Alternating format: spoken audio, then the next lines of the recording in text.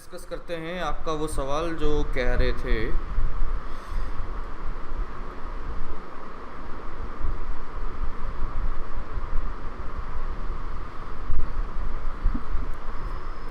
Exercise S1 question number 11, यही है ना?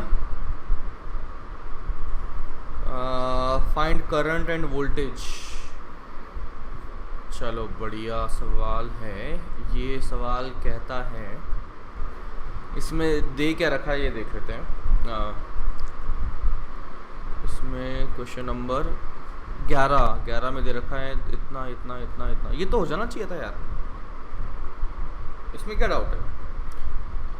11 ना, 25 वोल्ट के सेल में और 20 वोल्ट के सेल में करंट और पावर बतानी है, यही है आपको। हाँ, थोड़ा तेज बोले यार, तेरी आवाज़ कम आ रही है।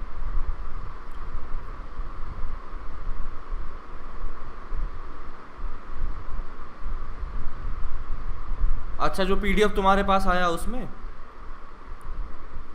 अच्छा, तो ये इसी सवाल में है या बाकी सवाल में भी सब में हो रहा है ये? अच्छा, तो मैं एक काम करता हूँ ना, PDF फिर से डाल देता हूँ दूसरा वाला। ठीक है, तो चलो मैं इसको तो बता देता हूँ, अभी शुरू कर दिया तो 1 2 3 4 5 ब्रांचेस दे रखे हैं।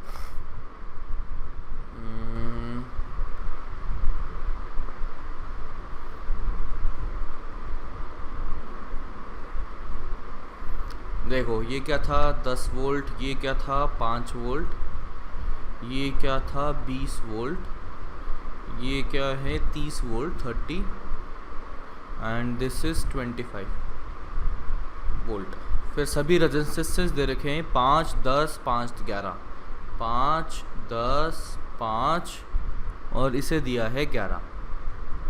अभी बोला है कि यार इसमें से किसी एक बैटरी में से पावर और रेजिस्टेंस वगैरह निकालने के लिए कहा है।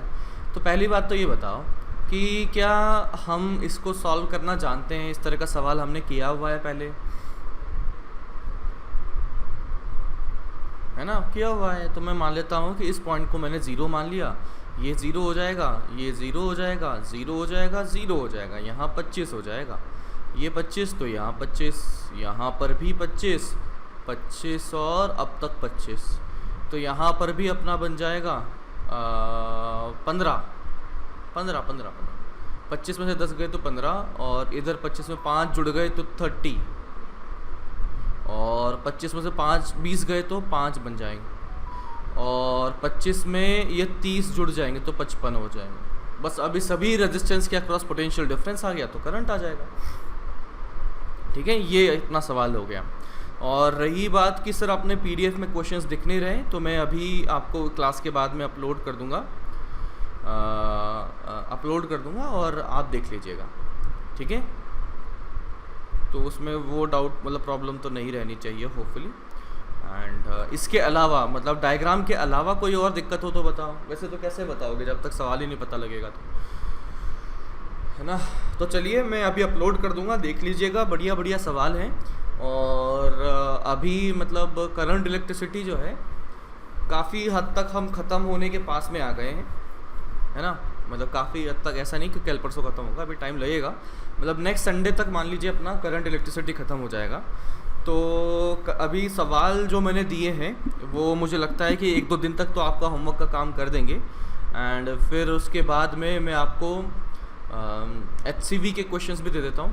एंड साथ में at the end of the chapter, मतलब जो अपना पूरा कंप्लीट हो जाएगा, सारे होमवर्क ख़त्म हो जाएगा, तो मैं इरोडो के सवाल भी आपको दे दूंगा होमवर्क में। इरोडो के सवाल ऑलरेडी, वैसे नंबर तो मैंने आपको पहले ही बता रखे हैं कौन से करने हैं, लेकिन डिस्कस हम उस दिन के बाद करेंगे। समझ रहे हो ना? क्योंकि जिस दिन तक पढ़ेंगे नहीं, जब तक अपना ख़त्म नहीं होगा, तब तक मैं अभी उसका होमवर्क दे नहीं पाऊँगा। लेकिन हाँ, आप ग्रेविटेशन का, इलेक्ट्रोस्टैटिक्स का कर सकते हैं, इसके लिए इरोडो के सवाल कर सकते हैं। ठीक है, तो जो पिछली बार डिस्कशन की क्लास हुई थी वो थोड़ी इर्रेगुलर हो गई थी। इर्रेगुलर से मेरा मतलब कोई सेंस नहीं बना उस क्लास का ज़्यादा। ठीक है ना? तो कोशिश करेंगे अगली क्लास जो है थोड़ा सीक्वेंस से हो। और मैं जो सीक्वेंस बताने वाला हूँ वो ये रहेगी।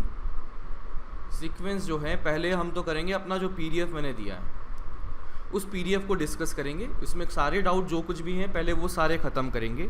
वंस दैट इज़ ओवर, उसके बाद में हम आएंगे HCV पर, ठीक है। वंस इसके सारे डाउट जब ख़त्म हो गए, फिर उसके बाद में अगर टाइम बचता है या आप लोगों ने जब सवाल कर लिए हैं तो हम इरोडोव की बात कर सकते हैं। लेकिन ऐसा नहीं होना चाहिए कि मुझे ऐसा फील नहीं होना चाहिए कि भाई मेहनत मैं ही कर रहा हूँ, आपने कोई एफ़र्ट नहीं किया। आपके एफ़र्ट दिखेंगे तब जाके मैं भी मेहनत करूँगा तो अच्छा भी लगेगा। तो मेहनत के लिए मैं तैयार हूँ, लेकिन दोनों हाथों से मेहनत होगी तो अच्छा लगेगा, है ना। सिर्फ मेरी तरफ से दिखेगा तो फिर लगेगा कि ये तो बस मेहनत मेरे से करवा रहे हैं और मेरी मेहनत से तुम्हारा सिलेक्शन नहीं होगा। हाँ, तो ये सीक्वेंस रहेगी अपने सवाल पूछने की। जब भी अब डिस्कशन क्लास होगी, है ना, तो आप लोगों को ध्यान दे दीजिएगा। सबसे पहले तो हम पीडीएफ के सवाल करेंगे, then HCV and then we will come to Irodov. तो अब आगे बढ़ते हैं। कल कहाँ तक पहुँचे थे? हम पहुँचे थे व्हीटस्टोन ब्रिज तक पहुँच गए थे। व्हीटस्टोन अच्छा, ये कर लिया। और क्या किया? ये भी कर लिया, चलो ठीक है। तो ठीक है, व्हीटस्टोन में हो गया। अब देखिए कुछ सर्किट ऐसे बनेंगे जिसमें सिमेट्री की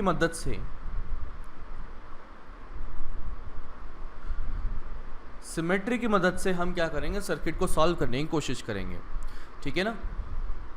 कि अपने पास खूब सारे रेजिस्टेंस दे दीजिए कि भाई सीरीज़ है, पैरेलल है, फलाना है, लेकिन इतने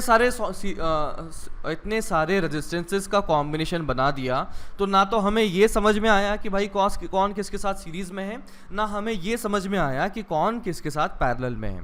तो यहाँ पर अगर सिमेट्रिकल सर्किट हुआ तो हो सकता है कि हमारा एनालिसिस करने में कुछ फ़ायदा हो जाए। तो देखिएगा, सबसे पहले हम देखते हैं करंट सिमेट्री।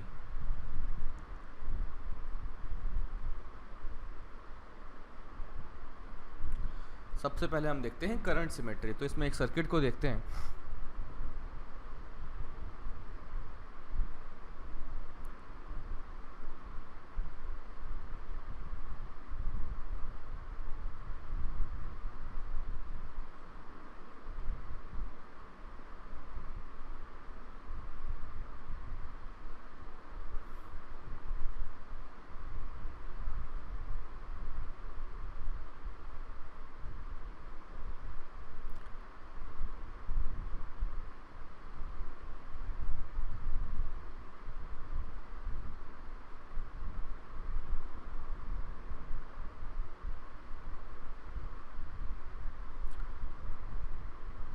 ये पॉइंट A कहा गया एंड इस पॉइंट को B कहा गया।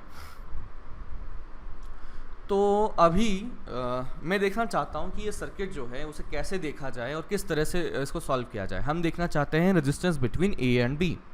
तो resistance between A and B के लिए देखना पड़ेगा। तो मैं देखता हूँ यहाँ पर खूब सारे रेजिस्टेंस हैं और मैं देखता हूँ ये वाला कैपिटल R और ये वाला कैपिटल R ना तो सीरीज़ में है ना ही पैरेलल में। बीच में यहाँ पर कुछ गड़बड़ ऐसी बनी हुई है, ये क्या 2R इससे साथ जुड़ा हुआ है जिसकी वजह से यहाँ पर गड़बड़ हो गई है। सिमिलरली ये वाला 2R और ये वाला 2R ना ही सीरीज़ में ना पैरेलल में, ऐसा कुछ समझ नहीं आ रहा अभी। मतलब सिमिलरली इस 4R को भी देख के कुछ समझ में नहीं आ रहा कि भाई इसका क्या होगा क्या नहीं होगा। तो मैं क्या करता हूँ कि यहाँ पर खुद से एक बैटरी इमेजिन कर लेता हूँ। Let us imagine a battery.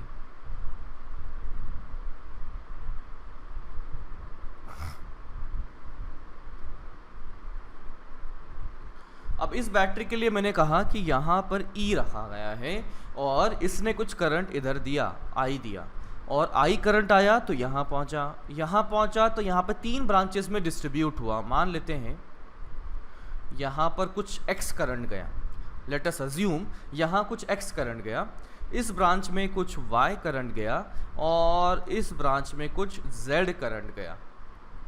अब देखिएगा कि भाई करंट जब एंटर कर रहा था करंट जब एंटर कर रहा था तब उसके पास में 3 रास्ते थे और उसमें वो x, y और z से डिस्ट्रीब्यूट हो चुका है। फिर जब करंट यहाँ से बाहर निकला तब कितना निकला होगा, I करंट ही बाहर निकला होगा। वंस अगेन इसके पास 3 रास्ते हैं, वंस अगेन इसके पास 3 रास्ते हैं और आप देखिएगा बिल्कुल 3 रास्ते वही हैं जो इसने अंदर घुसते टाइम देखे थे, R, 2R और 4R बिल्कुल उसी तरीके से है जिसने एंटर करते टाइम में इसने रेजिस्टेंस देखा था R, 2R एंड 4R। तो इस सिमेट्री से हम देख सकते हैं कि जो अंदर जाते हुए रास्ते मिले वही रास्ते इसको बाहर आते हुए मिले हैं। तो जिस तरीके से अंदर जाते हुए करंट डिस्ट्रीब्यूट हुआ था एग्जैक्टली उसी तरीके से बाहर आते हुए करंट डिस्ट्रीब्यूट होगा। तो इस ब्रांच में कितना कहा जाएगा करंट, X कहा जाएगा, इस ब्रांच में Y और इस ब्रांच में Z। तो इस सिमेट्री को एक और सिमेट्री भी कहा जाता है इनपुट आउटपुट सिमेट्री।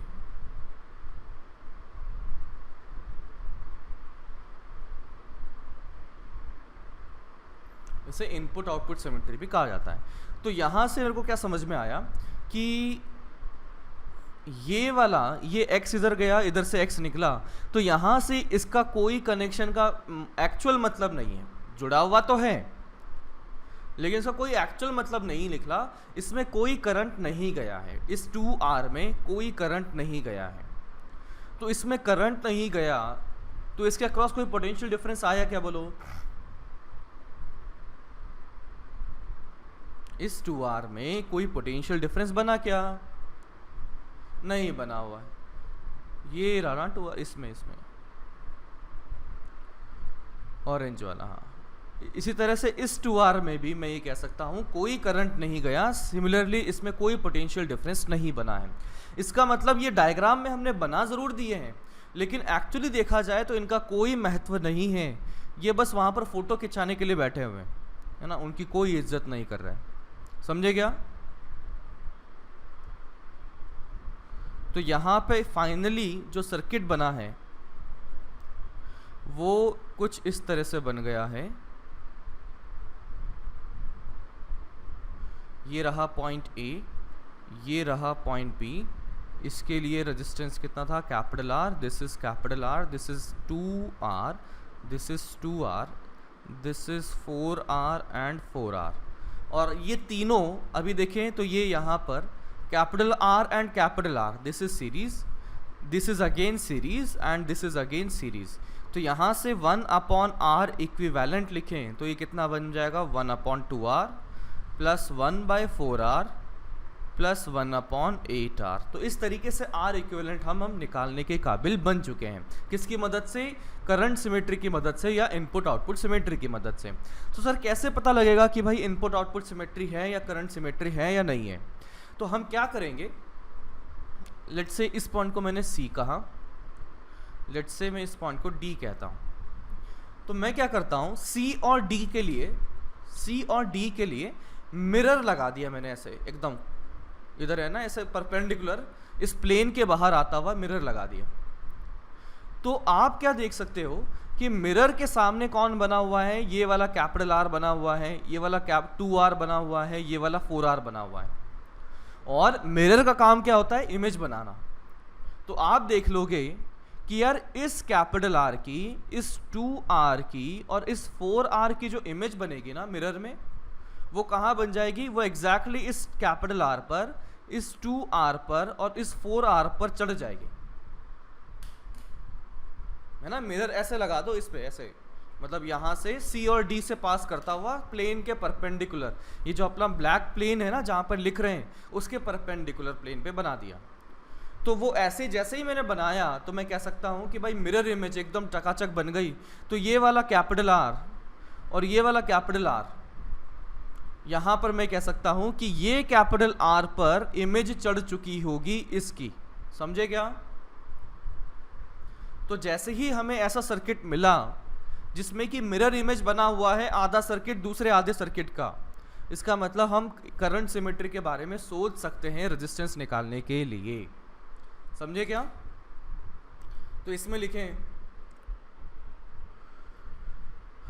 इसमें लिखे place a mirror perpendicular, place a mirror on perpendicular bisector of line, on perpendicular bisector of line, perpendicular bisector of line joining two points,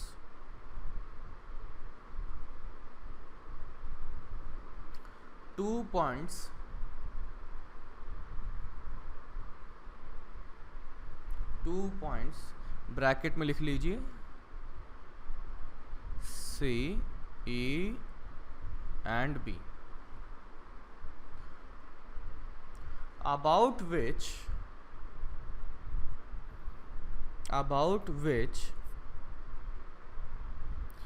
we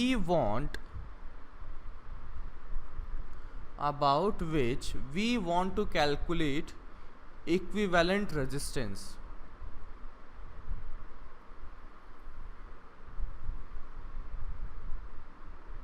We want to calculate equivalent resistance.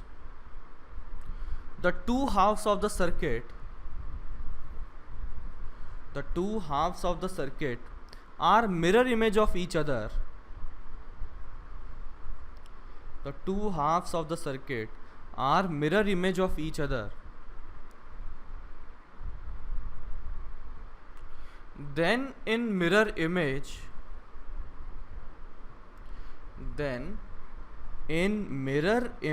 elements,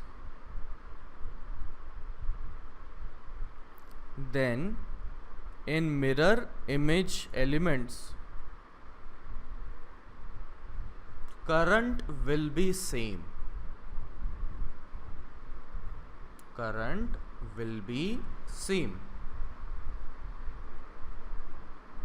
समझे?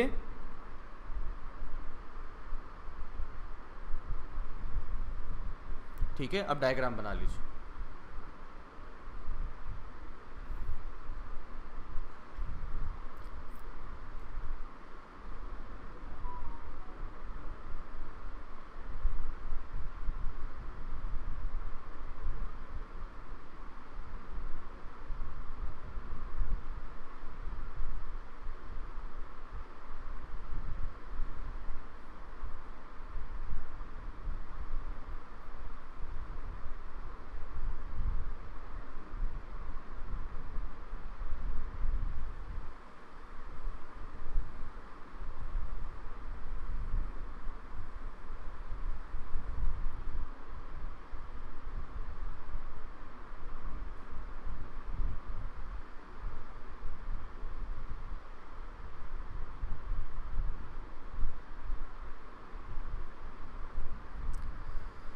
चलें, लिख लिया ना ये सब कुछ?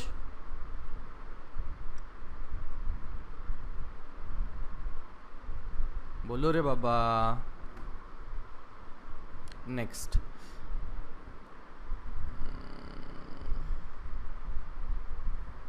Second is voltage symmetry. ठीक है ना, वोल्टेज सिमेट्री। तो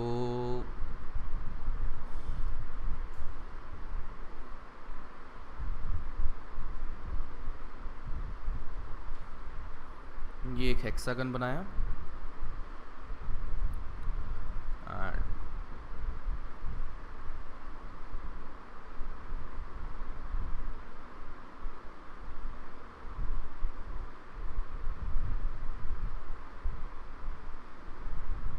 ऐसा कुछ बना हुआ है।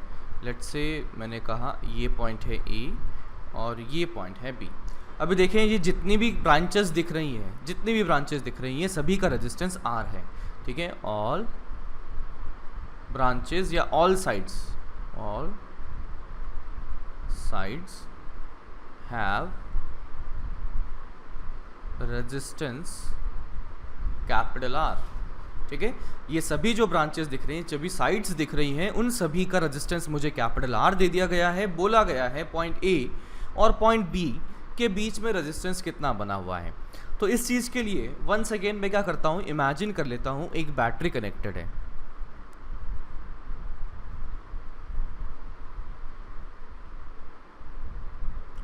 इमेजिन कर लेता हूँ एक बैटरी कनेक्टेड है ई, है ना, ये इमेजिन कर लिया। तो आई कैन से यहाँ का पोटेंशियल अगर ज़ीरो लिखें तो इधर का हो जाएगा ई, यहाँ का भी ज़ीरो हो जाएगा और इस पॉइंट का ई बन जाएगा। अब देखिएगा क्या होगा कि बैटरी लगा दी, रेजिस्टेंसेस हैं तो करंट भी आएगा, तो करंट आया तो आई आया, आई आया तो ये आई आया। अब मैं क्या कह सकता हूँ कि लेट अस अज्यूम कि इस ब्रांच में करंट कितना गया, एक्स गया। तो क्या कोई बता सकता है इस ब्रांच में कितना जाएगा?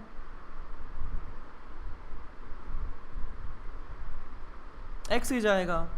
उसके पास ऊपर जाने का रास्ता और नीचे जाने का रास्ता बिल्कुल सेम है। तो इसका मतलब मैं कह सकता हूँ कि ऊपर जितना करंट गया उतना ही नीचे भी करंट गया, और यहाँ पर कुछ और चला गया, मान लीजिए y चला गया। तो मैं कह सकता हूँ लेट्स से इस पॉइंट को मैंने C कहा, इस पॉइंट को मैंने C कहा, तो C का जो पोटेंशियल होगा, क्या इस पॉइंट का पोटेंशियल भी C के बराबर ही बनेगा क्या?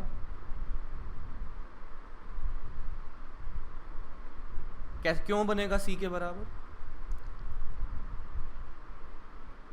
रेजिस्टेंस भी सेम है, करंट भी सेम है, और ये वाला पॉइंट कॉमन भी तो है इनके पास, ए पॉइंट। तो ए से नीचे की तरफ आने में जितना पोटेंशियल ड्रॉप हुआ, ए से सी तक पहुंचने में भी उतना ही पोटेंशियल ड्रॉप होगा। तो मैं कह सकता हूं कि पोटेंशियल के नज़रिए से ये वाला पॉइंट सी कहा जा सकता है। ध्यान दीजिएगा, फिजिकली अगर सोचें दोनों वायर अलग हैं, दो, एक ऊपर जा रहा है एक नीचे जा रहा है, नो डाउट, नो प्रॉब्लम, लेकिन पोटेंशियल के नज़रिए से मैं ये कह सकता हूँ कि भाई यहाँ का पोटेंशियल अगर C है तो यहाँ का पोटेंशियल भी C कहा जाएगा। समझते क्या मेरी बात को? अगर मैं इस पॉइंट को D कहता हूँ तो यहाँ पर कौन सा वाला पॉइंट D कहा जाएगा नीचे में? ये वाला पॉइंट। इसके लिए मैं कह सकता हूँ पोटेंशियल के नज़रिए से इस पॉइंट का पोटेंशियल अगर D है तो इस पॉइंट का पोटेंशियल D कहा जाएगा, कैपिटल D कहा जाएगा।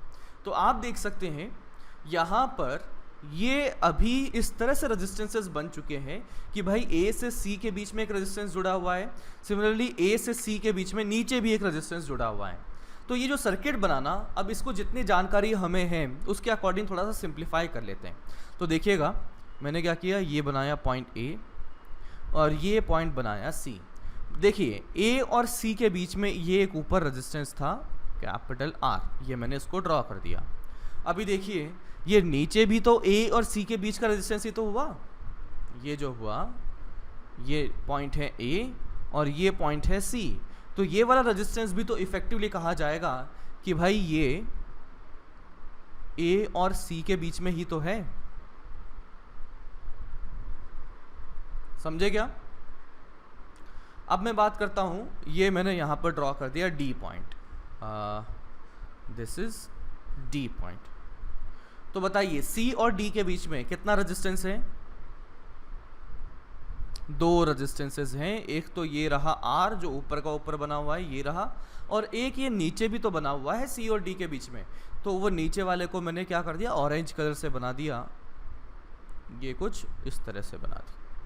चलिए आगे चलते हैं। अब मैं देखता हूँ कि D और B के बीच में एक रेजिस्टेंस दिखा, तो मैंने देखा कि ये रहा हमारा B और D और B के बीच में एक रेजिस्टेंस इस तरह से बन चुका है। तो यहाँ पर ये एक और बन गया, ठीक है। अभी क्या बना है बोलो? इस सेंटर वाले पॉइंट को मैं कुछ कह देता हूँ, कितना बने, ABCDE बोल देते हैं। फिर क्या करूँ, A और E के बीच में ये मैंने बना दिया, A और E के बीच में मैंने R बना। अच्छा, इसमें नीचे का कोई बनेगा क्या? इसमें ऑरेंज कलर का बनाऊं क्या A और B E के बीच में? कुछ नहीं बने, उसमें कुछ है ही नहीं ना। ऑरेंज कलर तो क्या था कि नीचे जो बने हुए थे मैंने उसलिए ऊपर ड्रॉ किया, तो वो ऑरेंज को इंडिकेट कर दिया मैंने। और इसी तरह से E और B के बीच में भी एक रेजिस्टेंस इस तरह से R और R है। अच्छा, और कुछ है क्या? C C और E के बीच में ये रेजिस्टेंस R बना हुआ है। अच्छा, इसके साथ में नीचे वाला एक और बनेगा, बिल्कुल सही, ये नीचे वाला एक और बनेगा, क्योंकि देख सकते हो ना C और E के बीच में ये वाला रेजिस्टेंस है और C और E के बीच में ये वाला रेजिस्टेंस और बना हुआ है। अच्छा, अब बताइए और क्या करें। ये रहा D और इसका एक नीचे वाला भी बनाया, तो ये बन गया E, इस तरह से बन गया। ठीक है, तो यहाँ से अब सर्किट जो है काफ़ी सिंप्लीफाइड हो चुका है, तो सिंप्लीफाइड सर्किट बनाने की कोशिश करते हैं। तो मैं देखता हूँ ये R है और ये भी R है और दोनों पैरेलल में लगे हुए हैं, तो इसका मतलब इक्विवेलेंट जो कहा जाएगा R/2 कहा जाएगा। तो मैं कर देता हूँ, ये है A और ये है पॉइंट C, तो इनका इफेक्टिव जो बन चुका है वो बन चुका है R/2। और सिमिलरली यहाँ पर भी कितना बन गया बोलो, ये C और D के बीच में R/2। अच्छा बताइए B और D के बीच में R/2 बन चुका है। अब यहाँ पर पॉइंट E था, तो C और E के बीच में R/2 बन चुका है और E और D के बीच में R/2 बन चुका है। फिर A और E के बीच में R बना हुआ है। एक मिनट बस ये कंप्लीट कर लेता हूँ। और E और B के बीच में R बना हुआ है। हाँ बोलो बच्चा, क्या डाउट है? बिल्कुल करंट सिमेट्री से बिल्कुल कर सकते हैं, करंट सिमेट्री से भी कर सकते हैं, लेकिन मैं वोल्टेज सिमेट्री पढ़ना चाह रहा हूँ, समझना चाह रहा हूँ, इसलिए इसकी मदद से किया।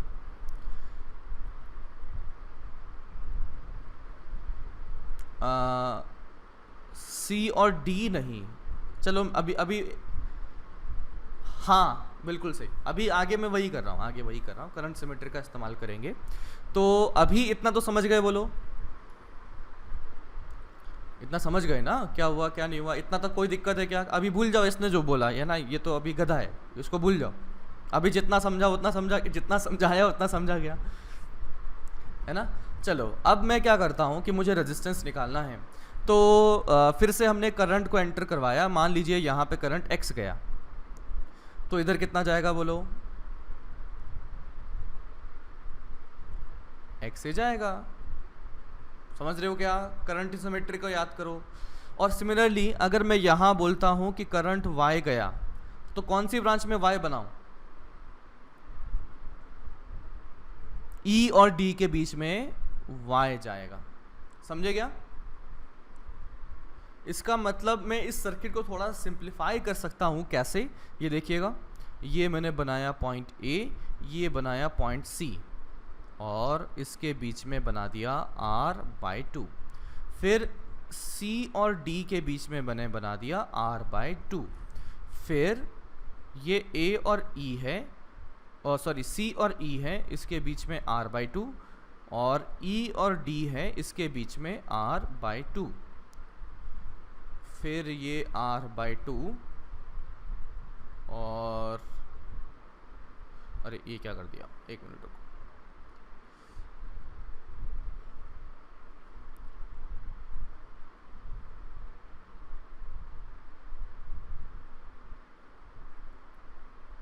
ये है R और ये पॉइंट है E और ये है R और ये पॉइंट है B। तो अभी पिछले डायग्राम से और इस डायग्राम में अंतर क्या कर दिया? जो ग्रीन वाला ऊपर बनाया और वाइट वाला नीचे बनाया, इसमें डिफरेंस क्या है?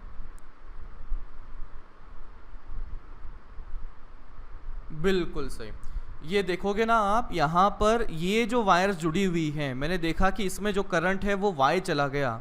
तो इनफैक्ट आप ये कह सकते हैं कि ये जुड़ा हुआ ज़रूर है, फिजिकली यहाँ पे कनेक्टेड ज़रूर है, लेकिन ये ऐसे बिहेव कर रहा है कि भाई जितना करंट इसमें R/2 में आया, उतना ही करंट इस R/2 में ऊपर चला गया। इसका मतलब फिजिकली जुड़े होने के बावजूद भी ये एक्चुअली जुड़ा हुआ फील नहीं हो रहा है। समझ रहे हो क्या बात को? अरे बोलो बाबा। तो यहाँ से मैं कह सकता हूँ कि भाई यहाँ पर ये ऐसा बिहेव कर रहा है कि डिस्कनेक्टेड है, तो हम डिस्कनेक्ट कर ही देते हैं ना, अपना काम आसान हो जाएगा, समझना आसान हो जाएगा। तो मैं देख सकता हूँ अब यहां से ये दोनों अब आ चुके हैं सीरीज में। कितना हो गया बोलो ये रेजिस्टेंस? R बन चुका है।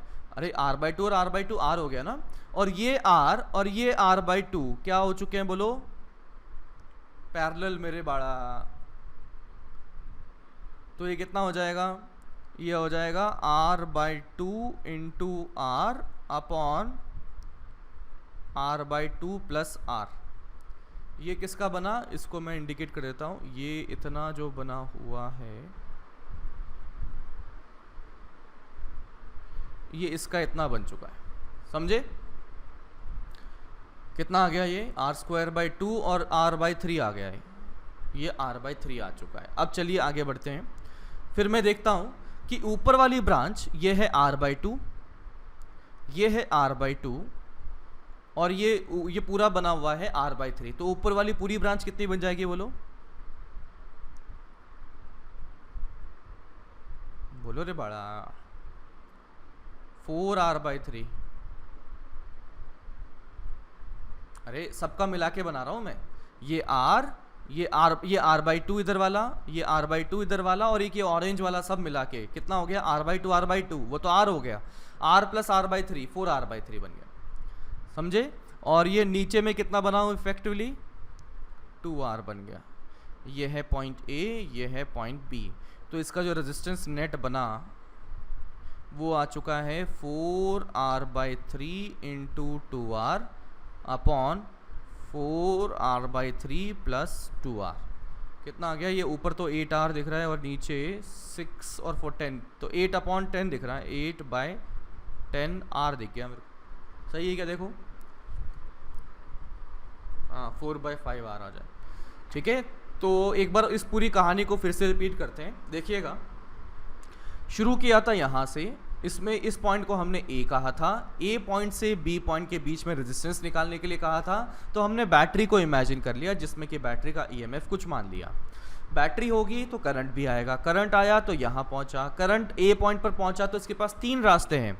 तो मैंने देखा A से C तक अगर X करंट जाता है तो ये ऊपर वाली डायरेक्शन में अगर X करंट गया तो मैंने सिमेट्री से कहा कि भाई साहब इधर वाली डायरेक्शन में भी एकदम चकाचक X करंट ही जाएगा। समझे क्या? तो पोटेंशियल के टर्म्स में इस पॉइंट को अगर मैंने C कहा तो इस पॉइंट का पोटेंशियल भी C के बराबर होगा। सिमिलरली अगर मैं कहता हूं कि यहाँ का पोटेंशियल अगर D है तो एग्जैक्टली इस पॉइंट का भी पोटेंशियल D के बराबर ही होगा। तो पोटेंशियल के टर्म्स में अगर मैं समझता हूं तो सर्किट को सिंप्लीफाई किया जा सकता है। तो देखा A पॉइंट और C पॉइंट के बीच में एक रेजिस्टेंस R बना हुआ है। सिमिलरली A पॉइंट और ये नीचे वाले C पॉइंट के बीच में एक रेजिस्टेंस R बना हुआ है। तो दोनों पैरेलल में आ चुके हैं, R और R। तो मेरे पास यहाँ पर ये R और ये R पैरेलल में आ गए। सिमिलरली मैंने पूरे सर्किट को ड्रॉ कर दिया, जो जो पैरेलल में आ रहे हैं उस तरह से हमने इस सर्किट को ड्रॉ कर दिया है। फिर जो पैरेलल में आ चुके हैं यानी कि R और R, तो उसका क्या हो जाएगा? इफेक्टिवली R/2 हो जाएगा। यहाँ पे देखिए R/2 हो जाएगा, यहाँ पर देखिए ये R/2 हो जाएगा, यहाँ पर देखिए ये R/2 हो जाएगा और ये R/2 हो जाएगा। इसमें होगा क्या R/2 बोलो? इस वाली में R/2 होगा क्या? क्यों नहीं होगा? उसके पैरेलल में कोई ब्रांच ही नहीं बनी। उसके पैरेलल में जो हमने सर्किट को देखा तो कोई ब्रांच नहीं बने। तो मैं देखता हूं कि यहाँ से A और E के बीच में R आ चुका है। सिमिलरली E और B के बीच में भी R आ चुका है। अब यहाँ पर ध्यान देने वाली बात यही कि करंट सिमेट्री से मैं ही कह सकता हूँ कि भाई साहब यहाँ अगर इस ब्रांच में Y करंट गया तो इस ब्रांच में एकदम चकाचक Y करंट जाना मांगता है। समझे क्या? तो इसका मतलब ये C से E तक और E से D तक का रेजिस्टेंस आपस में पूरा Y करंट लेके जा रहा है। इसका मतलब ये जो E पॉइंट है वो ऐसा बिहेव कर रहा है कि भाई जुड़ा ही नहीं है। तो हमने क्या कर दिया? सर्किट को ये डिस्कनेक्ट करते हुए ड्रॉ कर दिया। नीचे ये ऑरेंज में बना दिया मैंने। किधर? C और E के बीच में Y कैसे आया? कुछ तो करंट जाएगा ना, मैंने Y मान लिया है ना। C और E के बीच में मैंने कुछ तो करंट जाएगा, वो Y मान लिया। तुम्हारा सवाल इनफैक्ट ये होना चाहिए कि सर E और D में भी Y कैसे गया, कैसे पता लगा? तो एनीबडी कोई बताना चाहेगा?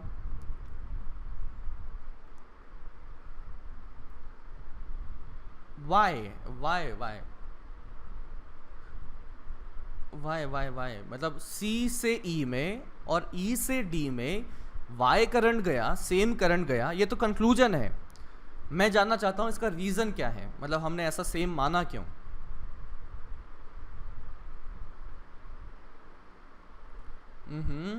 इसको ऐसे समझो कि जब इधर से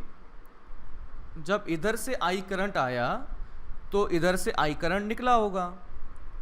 तो यहाँ पर मैं ये कह सकता हूँ कि भाई साहब I जैसे डिस्ट्रीब्यूट होगा, इधर X गया, इधर कुछ गया, तो इसी तरीके से यहाँ पर भी X जाएगा। क्यों? क्योंकि सर्किट का जो है करंट सिमेट्री है, करंट के लिए जो रास्ता है वो सेम है। सिमिलरली मैं कहता हूँ सिमेट्री पॉइंट ऑफ व्यू से कि यहाँ पर इसमें अगर Y गया तो यहाँ पर भी Y जाना मांगता है, करंट की सिमेट्री के पॉइंट से पाथ उसका सेम बना रहेगा। समझे क्या?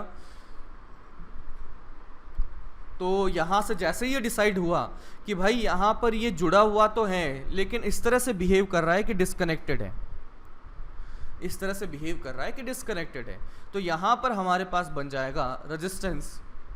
और फाइनली अब ये सीरीज पैरेलल का कॉम्बिनेशन बहुत आसानी से निकाल के हम 8R/10 इसको निकाल सकते हैं, या 4R/5 इसे लिखा जा सकता है। अब जल्दी से नोट कर लीजिए, कोई डाउट हो तो। अच्छा, इसमें लिख लेना वोल्टेज सिमेट्री में, है ना, इसमें स्टेटमेंट लिख लें पहले। इसमें लिखें if we want to find resistance equivalent between, if we want to find resistance equivalent between points A and B, points A and B, points A and B, then place a mirror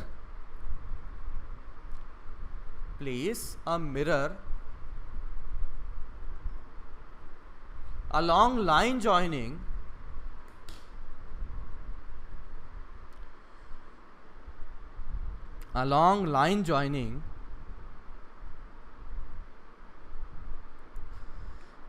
points A and B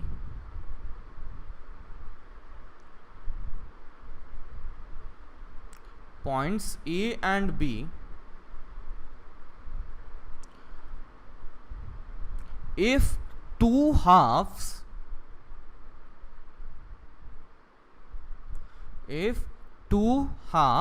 are mirror image of each other, if two halves are mirror image of each other,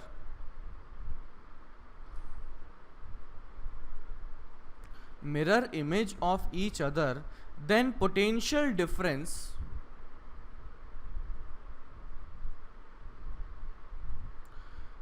then potential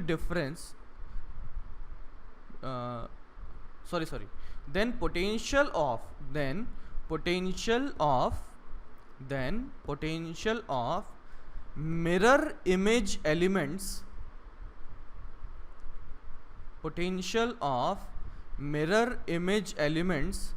will be same.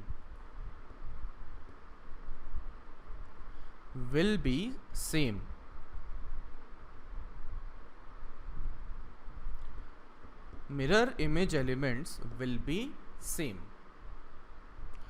तो एक बार इसे पढ़िए, ठीक है, और देखिए समझ में आता है क्या।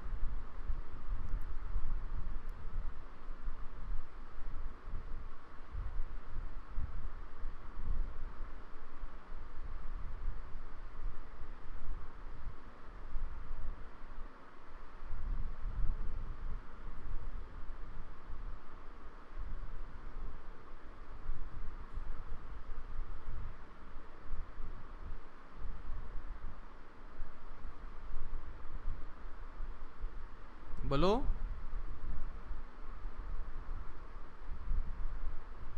समझ में आया ना? अच्छा, इसमें एक और चीज समझिएगा कि हमें मिरर किस पे प्लेस करना है। ए पॉइंट और बी पॉइंट के अलोंग मिरर प्लेस करना है। प्लीज़ इस बात को ध्यान दीजिए कि करंट सिमेट्री में जो मिरर प्लेस करना था और इसमें वोल्टेज सिमेट्री में मिरर प्लेस करना है, दोनों अलग हैं। ऐसा नहीं कि कहीं पे कंफ्यूज हो जाओ। वोल्टेज सिमेट्री के लिए क्या करेंगे, जिसके बीच में रेजिस्टेंस निकालने के लिए बोला ना, उसी के अलोंग में मिरर प्लेस करेंगे। ओके, और करंट सिमेट्री में क्या करेंगे बोलो, परपेंडिकुलर बाइसेक्टर पर रखा जाएगा। तो अगर हमें करंट सिमेट्री चेक करना है तो जिसके बीच में रेजिस्टेंस निकालना है उसके परपेंडिकुलर बाइसेक्टर पर मिरर रखिए, और अगर मिरर इमेज बन जाती है तो इसका मतलब वो करंट सिमेट्री का इस्तेमाल हम वहां पर कर सकते हैं। अगर वोल्टेज सिमेट्री चेक करना है तो जिसके बीच में रेजिस्टेंस निकालना है उसके अलोंग में रखें, और मिरर इमेज बन गया ऊपर वाला सर्किट और नीचे वाला, तो इसका मतलब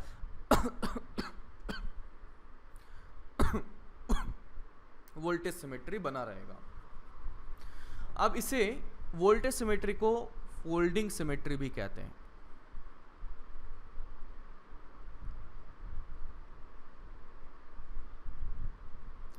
फोल्डिंग सिमेट्री भी कहते हैं। कैसे? भूल जाओ ये सब हम पढ़े थे, भूल जाओ हम सब पढ़े थे, बस ये ओरिजिनल डायग्राम पर आ जाओ। ओरिजिनल डायग्राम पर आ जाओ और इस डायग्राम में देखिएगा कि ए और बी वाली लाइन को अपन ने ऐसे साक्षी मानकर क्या कर दिया, ऊपर वाली चीज को नीचे पलट दिया, जैसे अपने कागज को पलटते हैं ना, है ना। तो यहां पर ए और बी को तो ऐसे लाइन रखी और उसके साइड में इसको ऐसे पलट के रख दिया। तो आप क्या देख सकते हो कि भाई ये वाला एंड, ये वाला जो है इसके ऊपर चढ़ जाएगा, इस वाले पॉइंट पर चढ़ जाएगा। समझते क्या? और सिमिलरली अगर मैं इसको मतलब ये बोलता हूं कि ये नीचे वाले को मैं ऊपर की तरफ फोल्ड कर रहा हूँ ना, नीचे वाले को फोल्ड कर रहा हूँ, तो मैं देखता हूँ कि ये नीचे वाला ये वाला पॉइंट है ना, वो इसके ऊपर चढ़ जाएगा अगर फोल्ड करके ऊपर चढ़ा दें तो। समझे क्या? तो एग्जैक्टली अगर ये फोल्ड करके आपके रेजिस्टेंसेस एक के ऊपर एक चढ़ गए तो इसका मतलब इस सिमेट्री का इस्तेमाल आप कर सकते हैं। फिर से बोलता हूं कि मैं बोलता हूं यार ए और बी के बीच में रेजिस्टेंस निकालना है, तो ए और बी के बीच वाली लाइन के अबाउट में नीचे वाला सर्किट को ऊपर पे पटक दो, ऐसा फोल्ड करके ऊपर डाल दो। तो अगर उस सिचुएशन में वो एग्जैक्टली ऊपर वाले सर्किट पर अगर चढ़ गया, इक्वल रेजिस्टेंस के साथ में अगर चढ़ गया, तो इसका मतलब यहां पर फोल्डिंग सिमेट्री या वोल्टेज सिमेट्री का इस्तेमाल कर सकते हैं। तो इनफैक्ट आप इसे देखेंगे ना, इस वाले डायग्राम को, तो देखेंगे कि नीचे वाले सर्किट को फोल्ड करके ऊपर पे डाल दिया। तो देखिएगा ये ए पॉइंट और ऊपर वाले सी पॉइंट के बीच में आर था, और ये वाला पॉइंट भी, ये वाला सर्किट भी ऊपर पे फोल्ड हो चुका है। इसका मतलब एक और आर इसके पैरेलल में आ जाएगा। समझे क्या? सिमिलरली ये वाले के पैरेलल में ये वाला चढ़ जाएगा। समझे क्या? जब फोल्ड कर दिया तो देखो ये दोनों बने हुए हैं इधर। सिमिलरली इस वाले के ये दोनों आपस में पैरेलल चढ़ जाएंगे, तो ये देखो ये दोनों बने हुए हैं इधर। समझे क्या? और इसके पैरेलल में कौन चढ़ेगा? ये रहा, कोई नहीं चढ़ेगा। ठीक है, तो इस तरह से फोल्ड करके हम चेक कर सकते हैं, और फोल्डिंग अगर हो गई तो इसका मतलब वोल्टेज सिमेट्री हम लगा सकते हैं और फोल्ड करके बना दो, टेंशन ही खत्म। तो इस तरीके से हम निकाल सकते हैं इसका रेजिस्टेंस। ठीक है, नोट करना या कर लिया?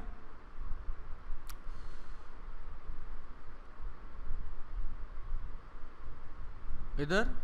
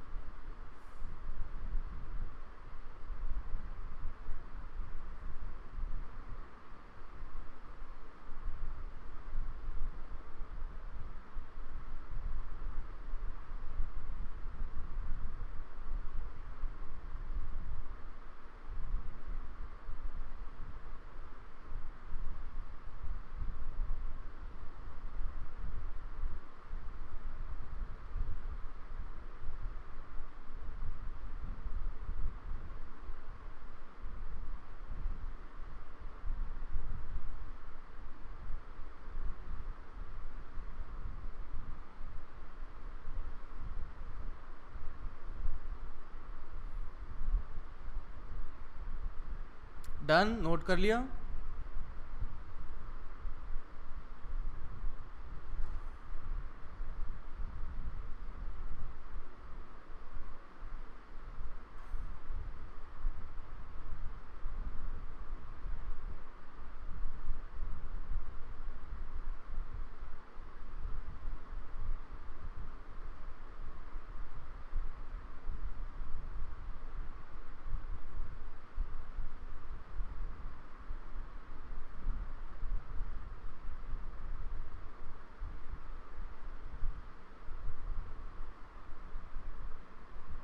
अरे बोलो बाबा, लिख लिया ना?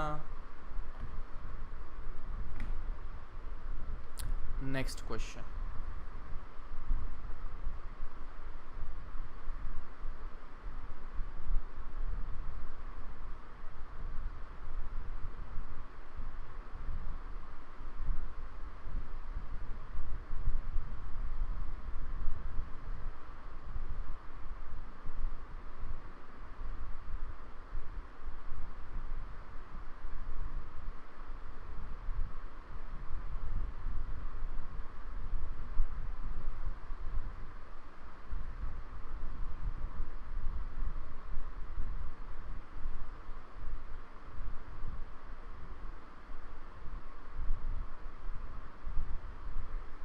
सभी ब्रांचेस या सभी साइड्स का रेजिस्टेंस आर है। All sides have resistance R. Find resistance between A and B. ठीक है, ए और बी आपको दिख ही गए होंगे, इसके बीच में रेजिस्टेंस फाइंड करना है।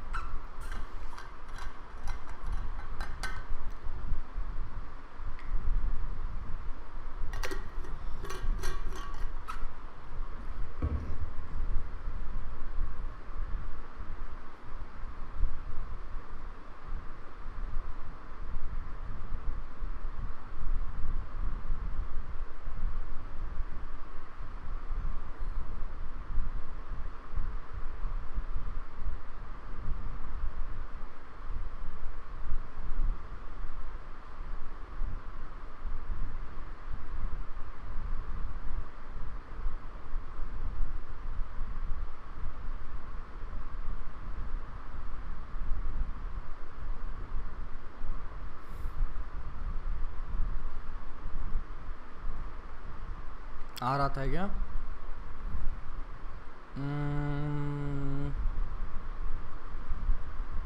पता नहीं यार, इसका आंसर नहीं पता। क्या किया? बरोबर। देख सकते हैं कि अपने को फोल्डिंग है कि नहीं चेक करने के लिए जिनके बीच में रेजिस्टेंस निकालना है उसके अलॉन्ग मिरर रख दिया, तो आप देख सकते हैं नीचे और ऊपर का एकदम डिट्टो एक के ऊपर एक चढ़ जाएगा, तो मिरर इमेज बन जाएगी। तो मैं क्या कर देता हूँ, यहाँ पर फोल्ड कर देते हैं, तो ये कुछ ऐसा बन जाएगा।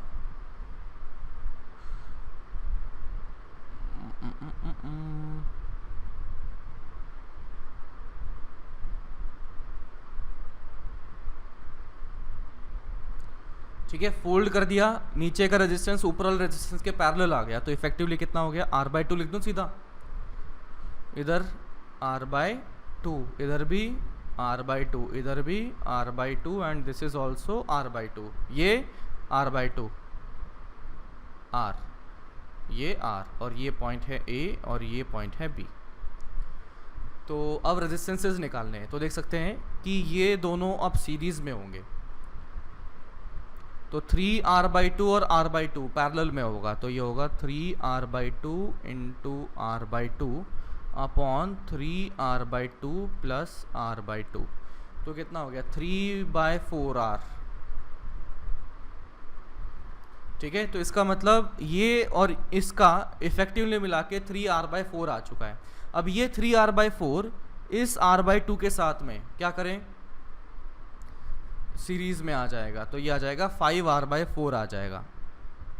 फिर ये 5r/4 अब क्या होगा आगे, इस r/2 के साथ में पैरेलल बन जाएगा, तो 5r/4 into r/2 upon 5r/4 plus r/2। तो ये कितना आ गया 5r अपॉन कितना नीचे आ रहा है क्या कोई बीच में कुछ दिक्कत हुई कैलकुलेशन में? ये सही है क्या? ये तो 3/8 आता है क्या? सही तो आ रहा है यार, नहीं आ रहा है क्या? तो ये रुक जाओ यार, क्या कर रहे हो? तो 3r² / 4 और ये कितना आ गया, ये 2r आ गया, तो 8 आ रहा है नहीं, 3r/8 आ रहा है। तो 3r/8 तो ये बना, इसका मिला के प्लस r/2 तो कितना आ जाएगा 7/8।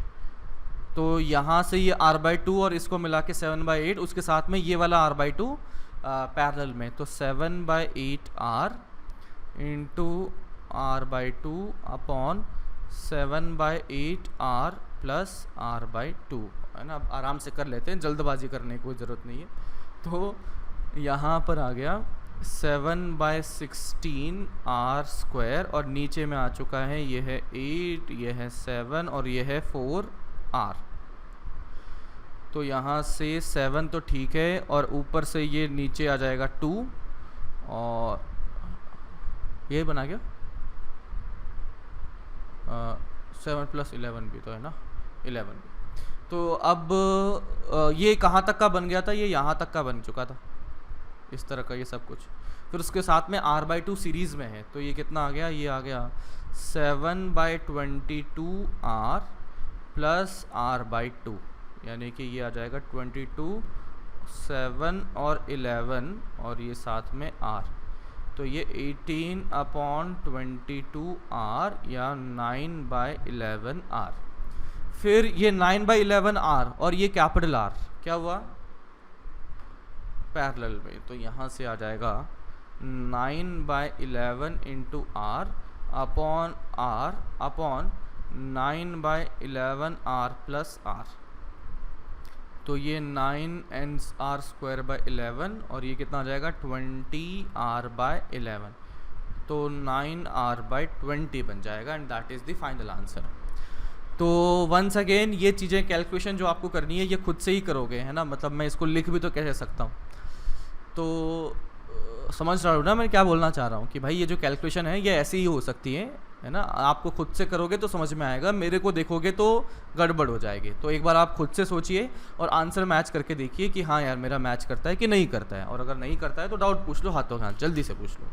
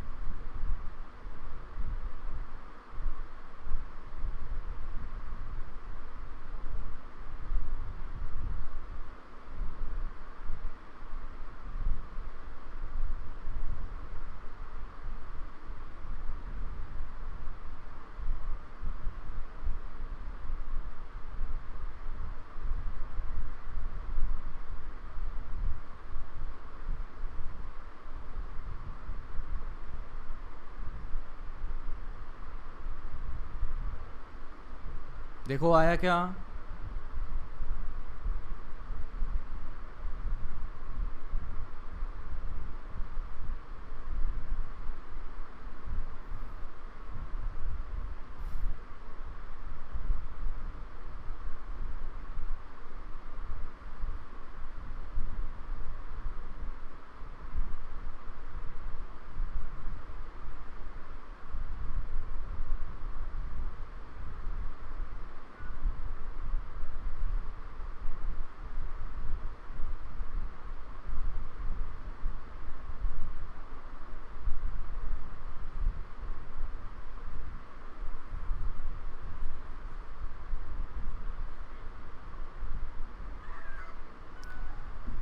डन, आगे बढ़े।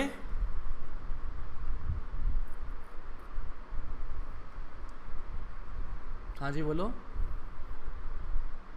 हाँ हाँ, पिछले वाले पॉइंट में बी पॉइंट यहाँ था, हाँ ये रहा।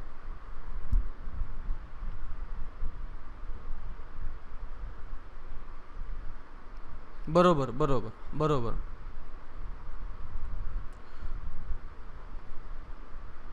अच्छा चलो, हाँ ठीक है, मैं बताता हूँ इसमें। मैं बैटरी को अगर इमेजिन करोगे ना, तो वो ऐसे इमेजिन की जाएगी। अब बी को टच नहीं करवाओगे तो बेचारा करंट ही नहीं दे पाएगा ऐसे। इसमें है ना करंट ये ऐसे आ रहा होगा, इसमें करंट ये ऐसे आ रहा होगा, है ना। सर्किट अलग हो चुका है प्रॉपरली, बिल्कुल ही अलग हो चुका है सर्किट। ठीक है, एनीबडी एल्स कैलकुलेशन में कोई दिक्कत आ रही है किसी को? देख लो, final answer 9R/20। Next question.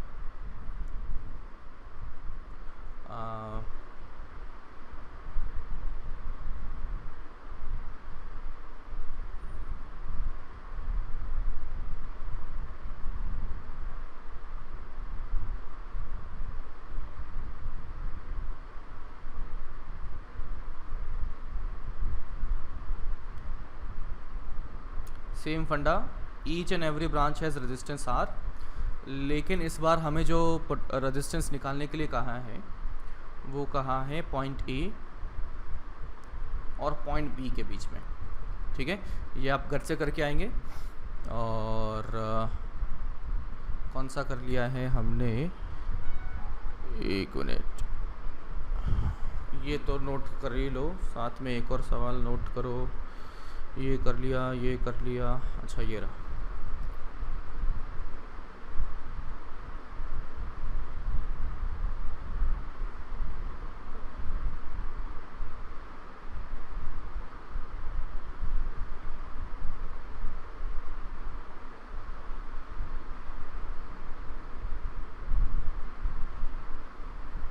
This point is A and this point is B, इसके बीच में भी रेजिस्टेंस निकालना है। ठीक है, तो आप ये घर से करके आ लिख के आएंगे। हाँ जी, आवाज़ नहीं आ रही तेरी, क्या बोल रहा है?